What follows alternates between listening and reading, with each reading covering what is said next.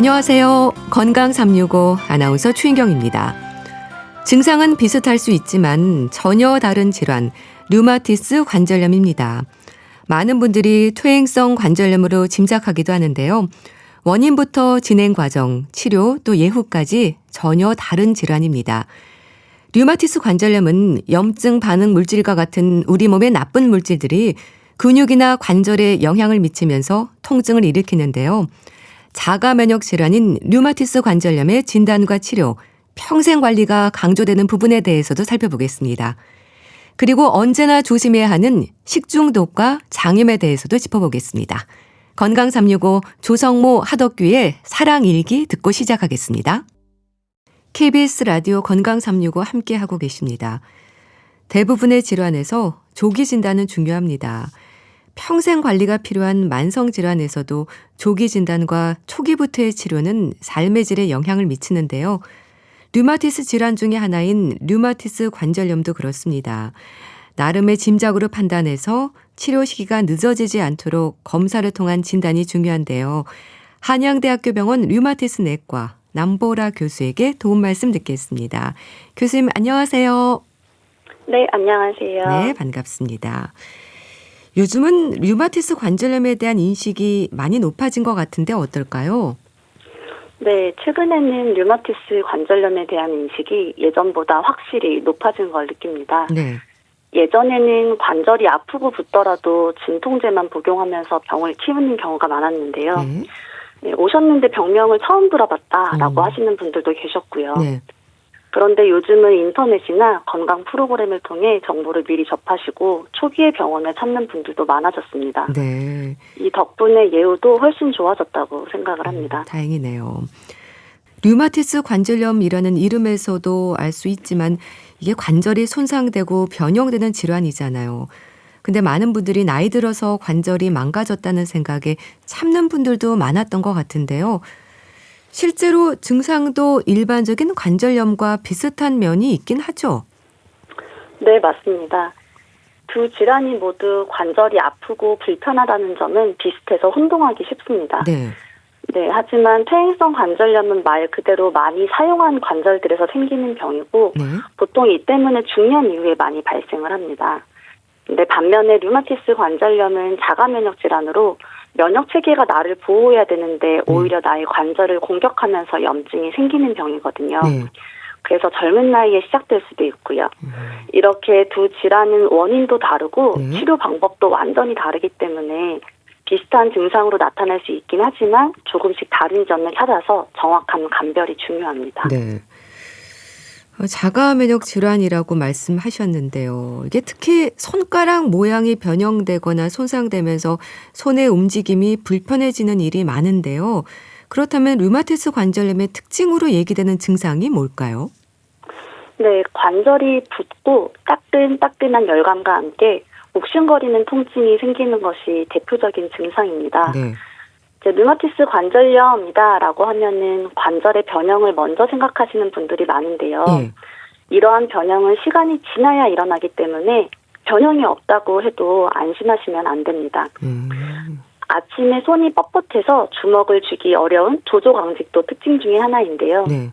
이제 퇴행성 관절염에도 조조강직이 있을 수는 있는데 이 차이는 지속 시간이 좀 차이가 있습니다. 예. 류마티스 관절염에서는 조조강직이 30분 이상 오래 지속된다는 것이 특징적입니다. 그리고 염증이 생기는 관절 부위도 네. 퇴행성 관절염과는 조금 달라요. 그래서 류마티스 관절염은 손가락의 중간 마디나 손목을 잘 침범하는 편이고요. 네. 이제 반면에 퇴행성 관절염은 손가락 끝마디 쪽에 좀 네. 주로 잘 생깁니다. 네. 일단 관절이 붓고 열감이 느껴지고 욱신거린다고 말씀을 하셨는데요. 이게 심해지면 손가락뿐 아니라 온몸의 관절이 붓기도 하고 통증도 있어서 일상이 좀 힘들어진다고 들었습니다. 네, 류마티스 관절염은 이제 모든 관절을 좀 침범을 할 수 있기 때문에 손가락뿐 아니라 발목, 무릎, 어깨, 팔꿈치 같은 다양한 관절에 염증이 생길 수가 있습니다. 어느 한두 관절만 아픈 게 아니라 보통은 여러 부위가 동시에 붓고 아픈 경우가 많기 때문에 일상생활에 지장을 많이 줄 수도 있고요. 네. 그리고 말씀드렸던 것처럼 심한 경우에는 오랜 기간 염증이 반복되면 관절이 변형돼서 움직임 자체가 제한되기도 합니다. 그럼 상태에 따라서 전신 증상의 위험도 생길 수 있는 건 왜 그런 건가요? 이제 말씀드렸던 것처럼 류마티스 관절염은 전신에 영향을 줄 수 있는 자가 면역 질환이기 때문인데요. 다른 장기를 침범하는 경우도 있습니다. 네. 이제 특히 간질성 폐렴 같은 폐 질환이나 드물게는 심장, 혈관, 피부 같은 다른 장기에도 문제가 생길 수 있습니다. 네. 그래서 이제 단순히 관절에만 집중해서는 안 되고 전신적인 관점에서 환자분의 상태를 종합적으로 판단하고 관리하는 것이 중요하다고 생각을 합니다. 네. 다른 장기에도 침범을 한다고 하셨는데 일단은 뭐 손가락 관절 통증을 호소하지 않습니까? 그래서 류마티스 관절염으로 진단되는 분들 중에는 정형외과부터 갔다 오시는 분들도 많지 않나요? 네, 많죠. 네, 처음에는 관절이 아프니까 대부분 정형외과를 먼저 찾으십니다. 네. 네, 단순한 염좌나 아니면 퇴행성 관절염으로 생각하고 치료를 시작하시는 경우도 많고요. 네. 네, 다행인 게 요즘은 이제 말씀드렸던 것처럼 인식도 많이 좋아졌고요. 네. 정형외과 이제 선생님들께서도 류마티스 관절염이 의심되면 혈액 검사를 좀 해보시거나 아니면 이제 류마티스 내과로 가보시라라고 네. 의뢰해 주시는 경우도 많아졌습니다. 네. 그러니까 혈액 검사도 해보고 정형외과라든지 협진도 잘 되는 편인 거네요. 네, 협진도 잘 되고 있습니다. 좀 류마티스 관절염에 대한 진단은 어떤 검사로 이제 확인이 되나요? 이제 단순히 한 가지 검사로 진단이 되는 병은 아니라서 진단이 조금 까다로울 수는 있는데요. 증상이 생긴 관절의 위치나 네. 몇 개를 침범했는지의 개수, 그리고 얼마나 오랫동안 이제 지속이 됐는지 이런 지속 기간 등을 확인을 하고 네. 혈액 검사를 통해서 염증 수치와 함께 류마티스 인자나 항시 CP항체 같은 자가항체를 검사를 해서 네. 종합적으로 판단해서 진단하게 됩니다. 네. 혈액 검사를 통해서 이제 자가 항체에 대한 검사를 해본다고 하셨는데 일단 기본적인 검사는 혈액 검사로 알 수 있는 거네요. 그죠. 이제 혈액 검사를 통해서 우리가 얻을 수 있는 정보들이 추가로 있습니다. 그렇게 해서 치료를 시작하면 일단 관절이 붓고 아픈 건 좀 사라지나요? 네, 우리 치료의 가장 큰 목표는 관절의 염증을 줄여서 환자분이 느끼시는 통증과 붓기를 완화시키고 앞으로의 변형을 예방을 하는 겁니다. 네.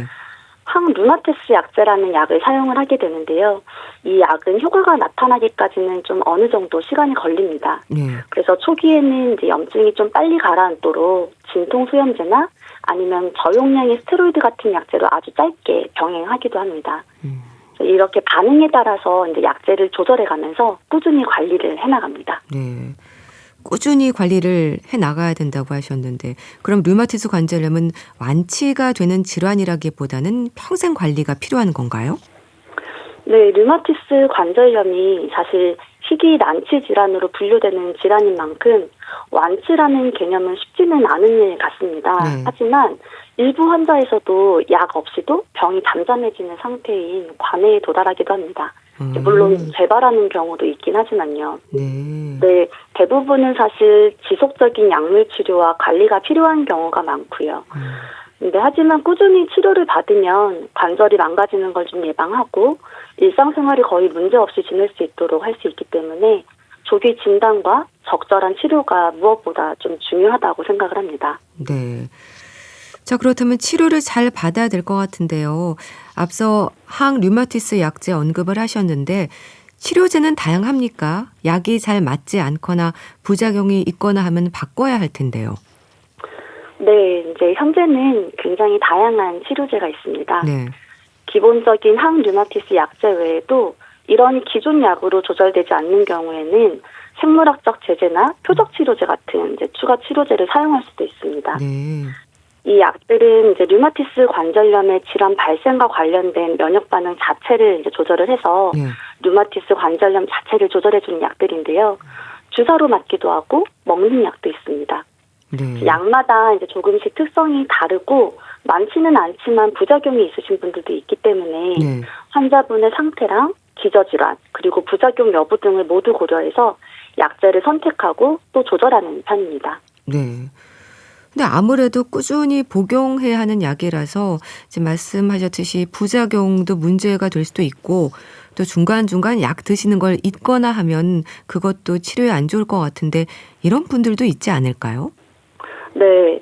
특히 이제 증상이 좋아지면 약을 이제 스스로 좀 중단을 하거나 네. 아니면 이제 바쁘신 분들이 많으시니까요. 복용을 좀 거르시는 분들도 계십니다. 그런데 항류마티스 약제는 통증을 줄이기보다는 류마티스 관절염의 염증 자체를 억제하는 약이기 때문에 네. 보통은 꾸준히 복용해야 효과를 볼 수 있습니다. 이제 물론 실수로 하루 정도 빠졌다고 큰일이 생기지는 않지만요. 네. 가능하면 정해진 시간에 규칙적으로 복용하는 게 가장 좋습니다. 네. 약제를 오래 중단하거나 많이 빠지게 되면 증상이 이제 다시 심해지기 때문에요. 네. 충분 기간 관절염이 잘 조절된다고 생각이 된다면 혼자 약을 중단하거나 이제 감량을 하기보다는 담당 의료진이랑 좀 상의를 해서 약제를 조절하는 것이 좋겠습니다. 네. 임의로 중단하지 마시고 꾸준히 잘 챙겨 드셔야겠네요. 네. 생물학적 제제에도 말씀 주셨는데 이게 주사 치료인 건가요? 네, 생물학적 제제는 이제 보통 주사제로 나와 있고요. 네. 이제 이 약을 사용을 하면은 이제 기존 약제에 반응하지 않은 사람들한테 보통 사용하게 되는데 네. 약 70% 이상의 환자에서 모두 좋은 효과를 보인다고 알려져 있습니다. 근데 일부에서는 이제 반응이 없는 분들도 계시고요. 네. 처음에는 효과가 좋았다가 시간이 지나면서 효과가 떨어지는 경우도 있습니다. 네. 다행인 거는 이제 다양한 기존의 약제들이 계속 개발되고 있어서 환자의 특성과 병의 양상에 맞춰서 치료를 선택할 수 있는 폭이 점점 더 넓어지고 있습니다. 네. 그래서 최근에는 주사제인 생물학적 제제뿐 아니라 경구로 복용 가능한 표적 치료제들도 나와서 네. 더욱 치료의 선택지가 넓어졌습니다. 네. 뭐 70% 이상은 효과를 본다고 하셨는데 상태에 따라서는 그런 반대로 생물학적 제제도 실패를 하는 경우도 있는 거네요. 네, 일부의 환자분들은 이제 그럴 경우에는 약제를 변경해서 다시 또 증상을 조절할 수 있도록 노력을 합니다. 그럼 그런 경우에도 치료를 바꿀 수 있는 방법들, 약제를 변경하거나 한다고 하셨는데 다양하다고 볼 수 있는 건가요? 네, 아직 선택의 폭은 좀 넓은 편이고요. 네. 그리고 지금도 계속 연구를 하면서 좋은 약제들이 추가되고 있습니다. 치료를 꾸준히 받으셔야 될 것 같은데요. 그럼 류마티스 관절염으로 치료 중인 분들이 일상에서 가장 힘들어하는 부분들이 뭘까요? 불편도 크실 것 같은데요. 네, 아무래도 가장 힘든 부분은 관절의 통증, 붓기, 그리고 이제 이로 인한 움직임의 불편함일 것입니다. 네. 하지만 하지만 단순히 육체적인 고통만 있는 것이 아니라 정서적이고 정신적인 부담까지 함께 겪으시는 경우가 많은 것 같습니다. 이제 내가 희귀한 질환에 걸렸구나, 완치가 어렵다, 네. 이런 생각 자체가 이제 환자분들께는 큰 심리적인 충격으로 다가올 수 있고요. 그리고 약제를 이제 복용을 하다 보니까 약제 부작용에 대한 걱정, 그리고 이 약을 언제까지 먹어야 하나 이런 불안도 많이 느끼시더라고요. 네. 근데 다행히 최근에는 이제 효과 좋은 약제도 많이 나오고 있고 새로운 치료제들도 계속 개발되고 있기 때문에 너무 걱정하지 마시고 긍정적인 마음으로 치료에 임하시는 것이 중요하다고 생각합니다. 네. 환자분들이 완치가 어렵다는 생각에 뭐 정서적, 정신적으로도 많이 힘들어한다고 하셨는데요. 자, 그렇다면 류마티스 관절염은 치료가 될 수 있다는 생각을 해도 되는 걸까요? 그러니까 적극적으로 치료를 하면 삶의 질을 좀 높일 수 있을까요? 네, 일부의 환자분에서는 정말로 약제 없이 관해 상태에 이르는 완치에 도달하시는 분도 일부는 있긴 하고요. 그리고 이제 좋은 약들을 좀 사용하면서 적극적으로 치료하고 증상을 잘 조절하면 일상생활에 거의 지장 없이 지내시는 분들도 아주 많습니다. 네. 완전히 병이 없어지진 않더라도 통증 없이 일하고 가족과 시간도 보내고 여행도 하시는 분들도 많고요. 네. 그래서 예전과는 다르게 효과 있는 치료 약제들이 많기 때문에 희망을 가지고 치료에 임하시는 것이 좋겠습니다. 네. 자, 아무래도 조기 진단으로 빨리 치료를 시작하는 게 좋을 텐데요. 검사를 받아볼 필요가 있는 의심 증상들 다시 한번 짚어주시죠.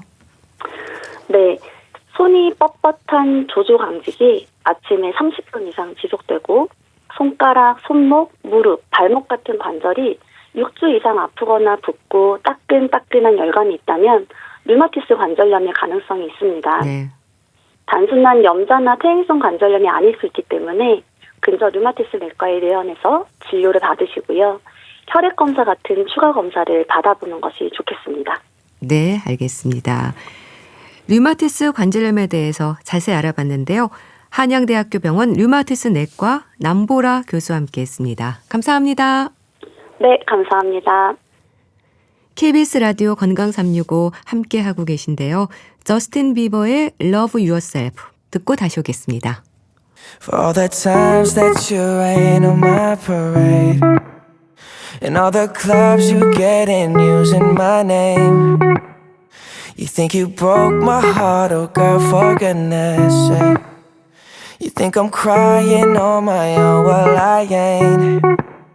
And I didn't wanna write a song, cause I didn't want anyone thinking I still care or don't. But you still hit my phone up, and baby I'll be moving on. And I think it should be something I don't wanna hold back. Maybe you should know that my mama don't like you, and she likes everyone. And I never like to admit that I was wrong. And I've been so caught up in my job, didn't see what's going on, but now I know I'm better sleeping on my own. Cause if you like the way you look that much, oh baby, you should go and love yourself. And if you think that I'm still holding on to something, you should go and love yourself.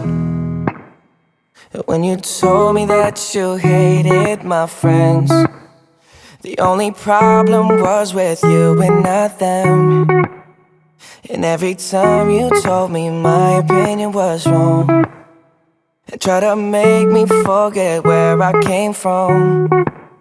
And I didn't wanna write a song, cause I didn't want anyone thinking I still care or don't. But you still hit my phone up, and baby I'll be moving on. And I think it should be something I don't wanna hold back. Maybe you should know that my mama don't like you, and she likes everyone. And I never like to admit that I was wrong. And I've been so caught up in my job, didn't see what's going on, but now I know I'm better sleeping on my own. Cause if you like the way you look that much, oh baby, you should go and love yourself. And if you think that I'm still holding on to something, you should go and love yourself.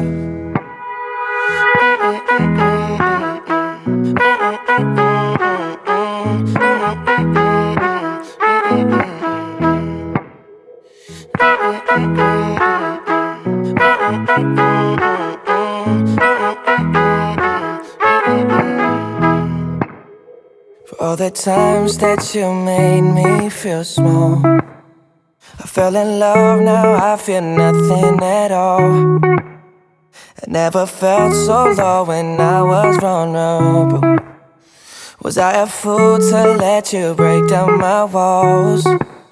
Cause if you like the way you look that much, oh baby, you should go and love yourself. And if you think that I'm still holding on to something, you should go and love yourself. Cause if you like the way you look that much, oh baby, you should go and love yourself. And if you think that I'm still holding on to something, you should go and love yourself. KBS 라디오 건강 365 함께하고 계십니다. 식중독과 장염 조심하셔야죠. 식중독과 장염은 같은 의미로 생각하면 되는 걸까요? 증상은 비슷하지 않을까 싶은데요. 인제대학교 의과대학 가정의학과 김경호 교수에게 도움 말씀 듣겠습니다. 교수님 안녕하세요. 네, 안녕하세요. 교수님, 식중독과 장염은 같은 의미인가요? 아니면 다른 건가요? 네, 흔히들 이제 우리가 상한 음식을 이제 잘못 드셔서 배탈이 나는 것이 이제 같은 의미처럼 보이실 수 있는데요. 네. 이제 어떤 상한 음식을 잘못 드신다. 이것이 이제 식중독이 되겠고, 그러니까 이제 오염된 음식이나 물을 섭취해서 생기는 모든 증상과 질환들이 이제 식중독이 되겠는데, 네. 그 음식 중에 있는 독 하게 되면 이제 세균이나 바이러스, 곰팡이 이러한 미생물들이 서식하거나 또 부패하면서 만들어낸 독성이라든지, 또 아니면 화학물질이나 음식에 있어서는 안 되는 성분 이런 것들을 드시게 되면 식중독에 걸리실 수 있겠고, 네. 그다음에 이제 장염 같은 경우에는 이제 우리가 말 그대로 장에 생긴 염증, 그러니까 위나 또 소장, 대장에 염증이 생긴 상태를 우리가 이제 장염 이렇게 부르는데, 네. 이렇게 장에 염증이 생기는 이유는 아무래도 이제 뭘 잘못 드셔서 생기는 경우, 이제 식중독으로 인해서 생기는 경우가 대부분이지만, 그렇지 않은 경우에도 장에 또 염증이 생길 수가 있어서, 예를 들면 음식에 알레르기가 있다든지, 또 어떤 약물이라든지, 또 자가 면역 질환이나, 또 아니면 장에 충분한 혈액 공급이 안 되는 또 허혈성 장염 이런 경우에도 장에 문제가 생길 수가 있기 때문에 그런 면에서는 이제 식중독과 장염이 이제 서로 다른 질환이 되겠는데요. 하지만 이제 장염의 흔한 원인이 식중독이기 때문에 또 이제 같은 의미처럼 흔하게 쓰일 수가 있겠습니다. 네. 근데 증상은 어떨까요? 좀 비슷하지 않나요? 네, 그렇습니다. 대부분 이제 드셔서 음식이나 물을 드셔서 생기기 때문에 소화기, 위장이나 소화기 증상이 생기기 때문에 식중독이나 장염이나 그 증상이 비슷한데요. 하지만 이제 우리가 거꾸로 생각해 보게 되면, 그러니까 좀 속이 울렁거리고 구토가 나고 배 아프고 설사를 하시는 경우에는 그 원인을 이제 정확하게 알기 어려운 경우가 대부분인데, 우리가 특별히 이제 그때 내가 어떤 상한 음식을 먹었다 이렇게 생겼다면 우리가 그게 원인이겠다 이렇게 추정이 가능하겠지만, 대부분 이것도 먹고 저것도 먹고 뭐가 잘못됐는지 잘 모르고 기억을 못 하시기도 하겠고요.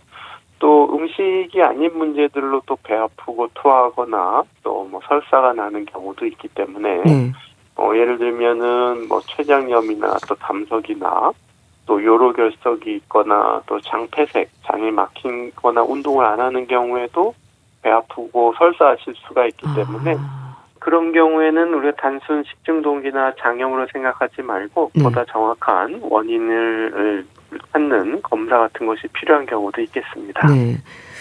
근데 치료는 거의 같은 방법으로 진행되지 않나요? 네, 그렇습니다. 이제 비슷한 같은 부분이 많고, 대부분 식중독이나 장염이 경미하신 경우에는 자연적으로 호전되기 때문에 증상을 완화하면서 경과를 지켜보는 것으로도 충분하지만, 평소 이제 만성 질환이 있거나 또 면역이 저하되어 있고, 또 이 증상이 굉장히 심하고 장염이 아닌 다른 질환의 가능성이 있다. 그러면 병원에서 보다 많은 검사를 하고 치료가 필요한 경우도 있겠고요. 우리가 대부분 우리가 치료 같은 경우에는 증상 악화에 대한 치료, 그러니까 토하고 설사하시고 이런 경우에는 탈수가 되고 전해질 불균형이 생길 수가 있기 때문에 충분한 수분과 전해질을 보충을 해주는 것이 필요할 수가 있겠고, 수분 보충은 이제 우리가 입으로 드시는 것이 가장 좋지만 또 막 토하고 울렁거리고 못 드시는 경우에는 정맥으로 수액 치료가 필요한 경우도 있겠습니다. 네. 그 앞서 식중독과 장염의 증상에 대해서 설명을 주셨는데요. 식중독이든 장염이든 사계절 언제나 조심해야 하는 건 맞는 거죠? 여름에만 조심해야 하는 건 아니잖아요.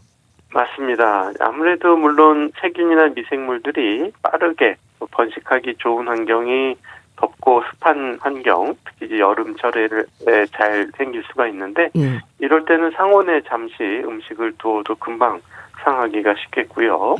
또 우리가 계절별로 봤을 때 특히 겨울이나 봄 같은 경우에는 우리가 추운 환경에서도 전염력이 높은 노로바이러스라든지 또 어패류 같은 경우에는 그 플랑크톤에 또 독소가 있을 수가 있기 때문에 따뜻한 봄이나 여름에는 이런 폐류 독소가 있을 수가 있겠고 네. 또 가을에는 실온의 오래된 음식에서 퍼프린젠스라는 균이 또 문제가 될 수가 있겠습니다. 네. 그러니까 식중독과 이제 장염 모두 식품을 매개로 하는 질환이라고 일단 말씀하셨는데 그러면 조리부터 보관까지 섭취한 음식물에 대한 감염으로 보는 건가요? 네, 그렇습니다. 이제 아무래도 세균성 식중독과 장염이 가장 흔하게 발생하는데 네. 여름철에는 특히 세균이 음식에서 빠르게 증식하기 때문에 이러한 상한 음식, 특히 이제 또 충분히 익히지 않은 고기나 해산물 뭐 이런 것들을 드시게 되면은 네. 이런 데서 생기는 세균과 또 그 세균이 부패하면서 만들어낸 독소들, 이런 독소들에 의해서 이런 증상이 생길 수가 있겠는데요. 네. 아무래도 이제 조리부터 보관까지 예를 들면은 조리 과정에서 이제 교차 오염이라든지 또 대부분의 세균이나 바이러스는 우리가 충분히 가열하게 되면 사멸하지만 중심부까지 충분한 또 온도로 또 충분한 시간 동안 가열하지 않은 경우에 네. 일부 균이 좀 살아남을 수가 있겠고 또 음식들을 적절하게 냉동이나 냉장 보관하셔야 되는데 네. 상온에 방치하신다든지 이런 경우가 원인이 될 수가 있겠습니다. 네. 그 세균이 부패하면서 만들어내는 독소가 이제 문제가 된다고 하셨는데요. 그런데 식중독을 일으키는 원인균이 워낙 다양하잖아요. 포도상 구균부터 살모넬라, 비브리오균까지 여러 가지로 알고 있는데요. 그럼 잠복기는 원인 물질에 따라서 좀 다른가요?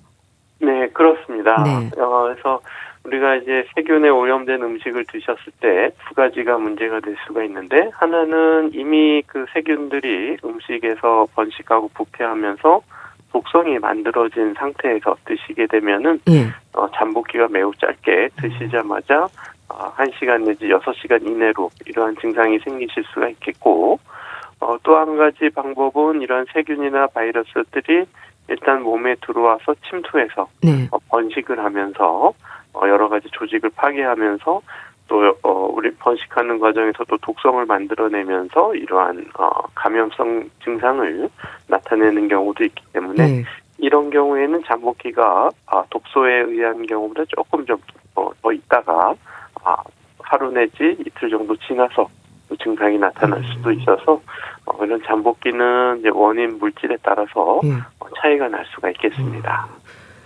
그런데 같은 공간에서 같은 음식을 먹어도요. 식중독으로 응급실에 가야 하는 경우도 있고 또 증상이 없는 분들도 있지 않습니까? 이건 어떤 차이인 걸까요? 많이 먹고 적게 먹은 차이인 걸까요? 네, 아마 여러 가지 요인들이 관련이 있을 텐데요. 아무래도 이제 각 개인별 면역력의 차이가 있다든지 또 평소 건강 상태라든지 또 장내 미생물 상태 또 우리가 위산이 분비되시는 경우에는 식사를 하셔도 세균들을 충분히 살균할 수 있는 능력이 있지만 위산 분비력이 좀 떨어져 있다든지 또 식사를 하더라도 동일하게 드시지 않고 또 좀 특정하게 드신 반찬이나 음식이 좀 차이가 있는 경우에는 또 우리가 노출된 병원체의 양과 종류에도 차이가 있을 수가 있어서 같이 드셔도 증상에 없고 있고의 차이가 날 수가 있겠는데요. 우리가 장 면역력 중에도 조금 다른 얘기지만 콜레라 예방 접종이라는 것이 있는데요. 콜레라균 감염을 예방하기 위해서 백신을 접종하는 것인데 이거 주사로 접종하는 것이 아니라 경구용으로 약을 먹어서 장에 그 균을 노출시켜서 면역력을 키워주는 그런 접종도 있기 때문에 그런 것처럼 우리가 장내에서 그 세균에 대한 면역력을 얼만큼 가지고 있느냐 이런 것들도 우리가 감염균에 노출됐을 때 반응이나 증상이 다양하게 나타날 수 있는 이유가 될 수가 있겠습니다. 그렇군요. 앞서 식중독의 치료에 대해서 수분 섭취 잠깐 언급을 하셨는데요. 일단 설사를 하고 구토를 할 때 우리가 집에서 보리차나 이온 음료를 마시면서 증상이 가라앉기를 기다리기도 하지 않습니까? 그런데 그 정도로 안 되는 경우는 어떻게 해야 될까요? 네, 그렇습니다. 대부분 특별한 기저질환이 없으시고 또 증상이 경미한 경우에는 좀 하루 이틀 정도 좀 충분한 수분 섭취를 하면서 좀 기다리시면 대부분 좋아지시지만 네. 이런 설사나 구토가 너무 심해서 이제 탈수가 좀 심하신 분들 이런 경우에는 병원을 꼭 방문하셔야 되는데 탈수 증상은 소변량이 굉장히 많이 준다든지 또 실제로 몸에 수분이 부족해지시면서 피부가 탄력이 떨어진다든지 예. 또 아니면 앉았다 일어날 때 어지럼증이 심하다든지 이런 경우에는 체내 수분이 부족한 상황이기 때문에 네. 우리가 보리차나 이온 음료를 마시면 좋지만 이제 계속 구토하고 못 드시는 경우에는 병원에서 필요한 경우에 전해질이나 콩팥 기능 검사도 하면서 또 수액을 맞는 것이 필요할 수가 있겠고요. 네. 또 어떤 경우에는 이 세균의 감염이 너무 심해서 장에 염증이 심한 경우에는 변을 볼 때 대변에 피가 섞여 나온다든지 예. 아니면 대장의 자극 증상이 심해가지고 변을 보고 나서도 계속 변이 남아있는 그런 느낌이 든다든지 네. 또 아니면 열이 많이 나고 고열이 생기고 이런 경우에도 염증이 심하다는 뜻이기 때문에 이런 경우에도 반드시 병원을 방문해 주셔야 되겠습니다. 네. 일단 탈수가 좀 심한 분들은 특히 주의를 하셔야 되는 거고요. 아이들이나 노인들은 조심해야 될 것 같은데요. 그럼 증상이 심할 때 생길 수 있는 위험이라고 한다면 일단 뭐 콩팥 기능에 문제가 생기기도 한다고 하셨는데 여러 가지를 다 봐야 되는 건가요? 네, 그렇습니다. 이제 아이들이나 어르신들은 체내 수분량이 상대적으로 부족하기 때문에 네. 이렇게 구토나 설사를 했을 때 탈수가 빨리 올 수가 있어서 가급적이면은 기다리시는 것보다는 처음부터 이제 주치의를 좀 방문하셔서 경과를 좀 잘 보거나 처음부터 검사와 치료를 적절하게 받는 것이 필요할 수가 있겠고요. 네. 이제 아이들 같은 경우에는 다양한 세균이나 바이러스에 대한 면역력이 떨어져 있기 때문에 네. 특히 그리고 단체 생활을 많이 하기 때문에 이러한 병원성 세균에 노출됐을 때 합병증 생길 위험성이 높기 때문에 네. 적극적으로 소아과나 담당 주치의 진료를 받는 것이 필요하겠고 네. 또 어르신들도 뭐 당뇨라든지 고혈압 이런 만성 질환으로 인해서 콩팥 기능이 많이 좀 떨어져 있다든지 네. 또 심장이나 뇌혈관 순환이 좀 안 좋기 때문에 이러한 탈수가 심해지고 또 염증이 심할 때 급격히 증상이 나빠지실 수가 있고 네. 또 이러한 어르신들은 증상이 처음부터 심하게 나타나는 것이 아니라 처음엔 좀 애매모호하게 나타나고 심해진 다음에야 이제 좀 비로소 이제 안 좋은 것처럼 나타나실 수가 있기 때문에 예. 물론 사전에 조심하면 좋지만 조금 안 좋고 증상이 의심이 되는 경우에는 반드시 주치의를 만나서 상태가 심하지 않은지 또 오늘은 괜찮지만 반나절이나 하루 지나서도 급격히 나빠지실 수가 있기 때문에 네. 자주자주 관찰하는 것이 필요할 수가 있겠습니다. 네. 이 식중독의 증상과 치료에 대해서 이제 말씀 주셨고요. 장염에 대해서 알아보겠습니다. 이제 장에 염증을 일으키는 장염은 어떨까요?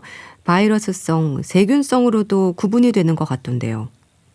네, 그렇습니다. 이제 장에 어떤 감염증을 일으키는 장염을 원인균에 따라서 이제 구분을 해서 바이러스성 장염, 세균성 장염 뭐 이렇게 구분을 하기도 하는데요. 아무래도 바이러스성 하게 되면은 로타 바이러스, 노로바이러스가 네. 대표적으로 바이러스성 장염을 일으키는 바이러스가 되겠고 네.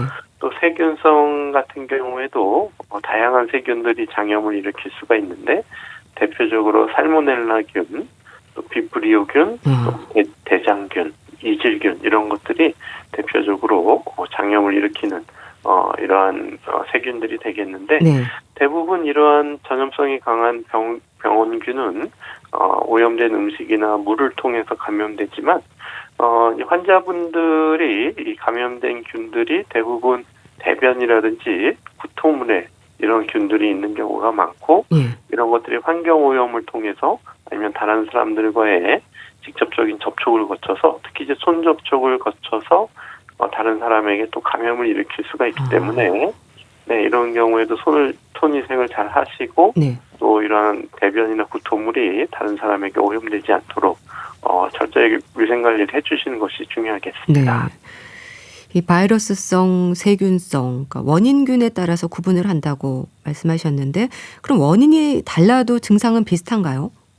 네, 그렇습니다. 사실 증상만 봐서 이것이 세균성인지 바이러스인지 또 바이러스 중에서도 어떤 바이러스인지 구분하기는 사실은 어렵고 예. 추가 정밀 검사를 해봐야지 알 수가 있는데 모든 식중독이나 장염 환자에서 다 원인균 검사를 하지는 않고요. 네. 물론 이제 대규모로 집단 급식해서 여러 명의 환자가 발생하면 우리가 역학조사를 통해서 원인균이 무엇인지 이런 것들을 조사할 수가 있겠는데요. 네. 대부분 어떤 원인은 다양하더라도 증상은 공통적으로 배 아프고 설사하는 네. 그러한 장염 증상들이 비슷하겠고 네. 또 전신 증상이 동반돼서 뭐 열이 난다든지 으실으실 춥고 또 근육통이 생긴다든지 이러한 증상들이 공통적으로 나타날 수가 있겠습니다. 네. 배 아프고 설사하고 열나고 뭐 근육통이 좀 있고 식중독과도 증상은 비슷하게 나타나는데 그럼 치료는 어떨까요? 네, 이런 장염에 생긴 원인이 어떤 것인지 추정해서 거기에 따른 치료, 예를 들면 미생물, 특히 세균이나 바이러스가 원인인 경우에도 다 중하진 않고 네. 가볍게 넘어가거나 또 이제 특별한 합병증 위험이 없는 경우에는 우리가 좀 충분히 수분 보충을 하면서 좀 경과를 봐도 되지만 이러한 그 세균 감염이나 이런 것들이 심하게 진행되는 경우에는 우리가 장염으로 인해서 폐혈증까지 위험이 올 수가 있기 때문에 증상이 심하고 면역력이 떨어져 있고 이런 경우에는 원인 병원균에 대한 검사도 하면서 거기에 맞는 항생제를 같이 쓰는 치료가 필요할 수가 있겠는데요. 네. 항생제라는 것도 좀 사용하는데 조심스러워하는 부분이 반대로 이제 항생제를 쓰면 오히려 장내에 있는 여러 가지 유익균들이 죽으면서 위막성 대장염이라는 것이 거꾸로 생기는 수도 있기 때문에 항생제는 필요한 경우에 신중하게 장염 치료에 사용하는 것이 좋겠습니다. 네. 자, 그럼 장염이나 식중독에 걸리지 않게 조심해야 될 것 같은데요. 여름에 특히 조심해야 하는 식중독과 장염의 위험균이 있을까요? 네, 특히 여름에는 여러 가지 세균과 바이러스가 번식하기 좋은 고온 다습한 환경이 되기 때문에 굉장히 다양한 균들이 위험할 수가 있는데 네. 우선 그 바닷물에서 쉽게 잘 오염되는 균이 이제 비브리오 균이 되겠는데 네. 특히 이제 해산물을 통해서 오염될 수가 있어서 특히 여름철에는 가급적 해산물들의 재료 보관과 관리를 충분히 철저히 하셔야 되겠고 네.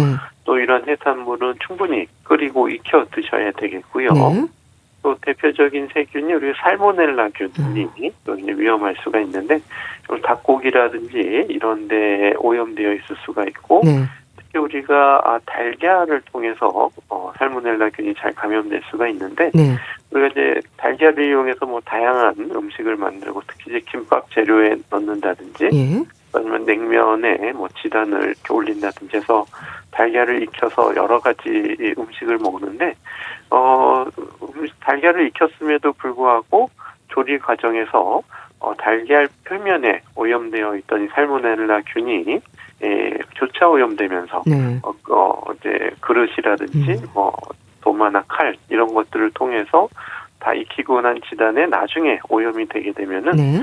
김밥 재료를 보관하거나 이런 과정에서 살모넬라균이 증식하면서 김밥을 통해서나 아니면 식당 급식에서 살모넬라 식중독이 잘 유행할 수가 있겠고요. 네. 또 대표적인 세균이 이제 포도상구균이라는 균이 있는데 이 포도상구균은 우리 사람 피부에 많은 상대하는 세균인데 네. 이제 위생적이지 않은 손으로 음식을 만졌을 때 그런 음식에 살모넬라 그 포도상구균이 오염되면서 네. 포도상구균에 의해서 음식이 부패되면서 식중독을 잘 일으킬 수가 있겠습니다. 네. 그러니까 익혀 먹고 끓여 먹고 또 조리 환경이라든지 위생 보관에도 신경을 써야 될 것 같습니다. 네, 오늘은 식중독과 장염에 대해서 알아봤는데요. 인제대학교 의과대학 가정의학과 김경호 교수와 함께했습니다. 감사합니다. 네, 감사합니다. 박정현의 이젠 그랬으면 좋겠네 보내드리면서 인사드릴게요. 건강 365 아나운서 최인경이었습니다. 고맙습니다.